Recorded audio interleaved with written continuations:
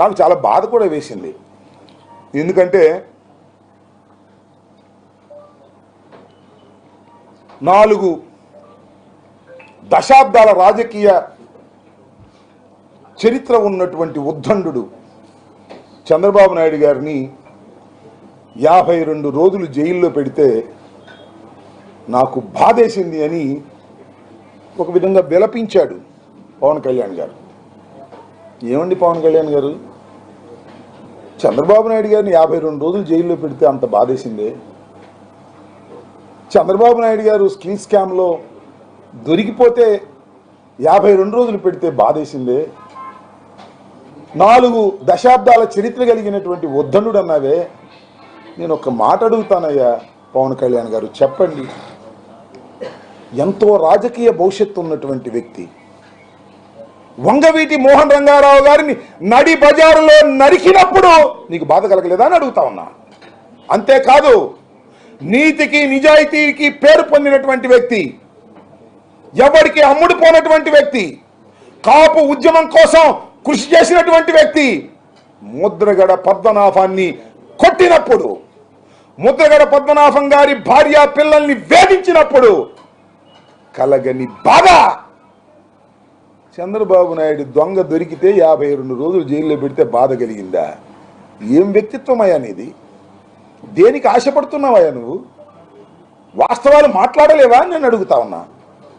తెచ్చిపెట్టుకున్న ఆవేశం, తెచ్చిపెట్టుకున్నటువంటి కోపం, అరుపులు ఏమిటి రాజకీయాల్లో నాకు అర్థం కానటువంటి పరిస్థితి.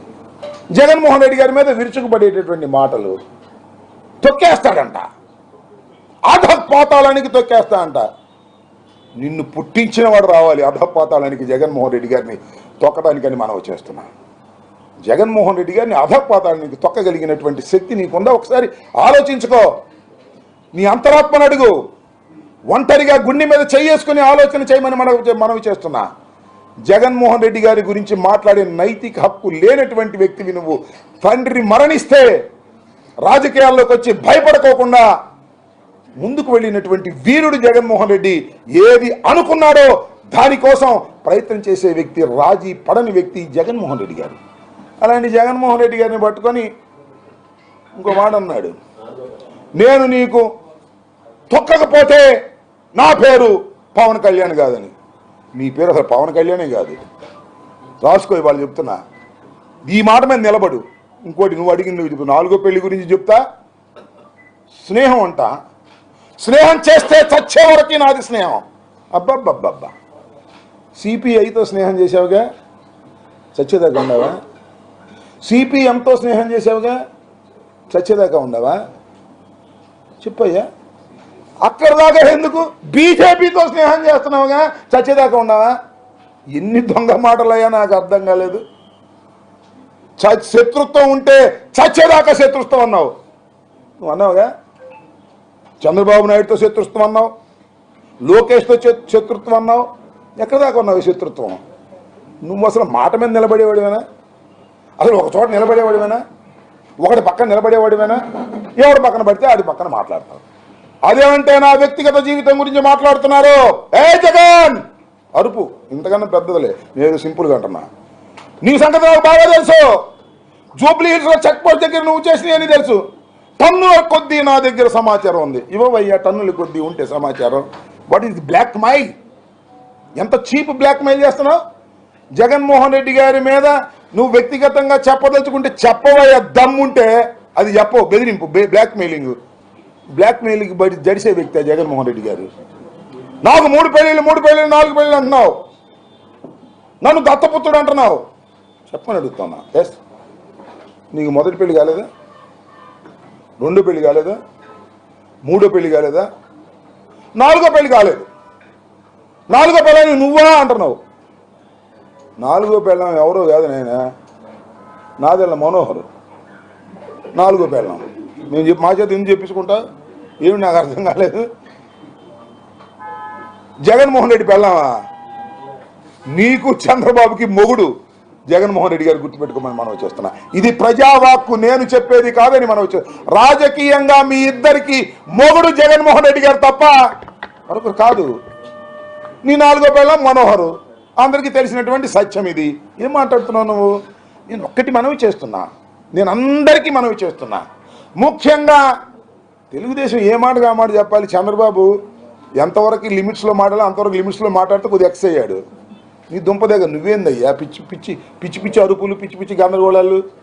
అయ్యా జన సైనికులారా, కాపు సోదరులారా, పునరాలోచించుకోండి. ఇతని వల్ల రాజకీయ పార్టీని నడపడం కాదు, రాదు. ఏ చంద్రబాబు భుజం మీద వేసి వెళ్ళిపోతాడు. నేను మనవి చేస్తున్నా, ఈ దుర్మార్గమైన రాజకీయాల్లో పవన్ కళ్యాణ్ అనేటువంటి వ్యక్తి ఏదో ఆటలో అరటిపండులాగా కొంతకాలం ఉండే వ్యక్తే కానీ అయ్యా 10 సంవత్సరాలు అయింది రాజకీయ పార్టీ పెట్టి. అసలు ఎందుకు 24 తీసుకున్నావు నాకు అర్థం కాదు. అనవసరంగా ఆ 2014 లాగా ఫ్రీగా సపోర్ట్ చేయరాదు. ఎందుకు కూడా 24 మందిని నువ్వు తీసుకుని మళ్ళీ ఆయన పెట్టలేకపోతున్నావు. నువ్వు ఎవరిని పెట్టాలి నీకు అర్థం కాదు. అసలు ఈ 10 సంవత్సరాల్లో 175 సీట్లకి 175 మందిని పెట్టి గెలిపించుకోవాలనేటువంటి తృష్ణ కానీ చిత్తశుద్ధి కానీ నీకు ఎప్పుడైనా ఉందా? మొత్తం టోటల్గా ఒకసారి వెనక్కి చూసుకోండి. లేవు. ఊరికినే అప్పుడప్పుడు రావడం, గెల్లడం, పోవడం, తిట్టడం, పోవడం. అదేమంటే దాని దుంప దగ్గర 2 చెప్పులు ఎత్తిట్ట ఇసరడం. ఏమిదా నీకు రాజకీయం? నీకు రాజకీయాలు రావు. నేను మనవి చేస్తున్నా, కొన్నాళ్ళు పోయిన తర్వాత చంద్రబాబే తలకాయ పట్టుకుంటాడు. ఎందుకురా బాబు ఈ పవన్ కళ్యాణ్తో నేను పొత్తు పెట్టుకున్నాను అనే దశకు నువ్వు తీసుకెళ్లేటట్టు పరిస్థితిలో ఉన్నావు. మీకు చివాట్లు తప్పవు. చంద్రబాబు నాయుడు గారి ద్వారా ఇది గమనించవలసిందిగా నేను మనవి చేస్తున్నాను. రాష్ట్ర ప్రజానీకంకి నేను మనవి చేస్తున్నాను. ఇది ఈ పొత్తు ఆయనే చెప్తున్నాడు విజయవంతమైన పొత్తు. పొత్తు విజయవంతమైందో లేదో తర్వాత తెలిసింది. సూపర్ సక్సెస్ అంట చంద్రబాబు చెబుతున్నాడు. కాబట్టి అట్టర్ ఫ్లాప్. నేను చాలా సందర్భాల్లో చెప్పాం, వైఎస్ఆర్ కాంగ్రెస్ పార్టీ చాలా సందర్భాల్లో చెప్పింది 1+1 = 2 ఇన్ మ్యాథమెటిక్స్. 1+1 2 అవ్వాల్సిన అవసరం లేదు. రాజకీయాల్లో 1+1 0 అవుతుంది.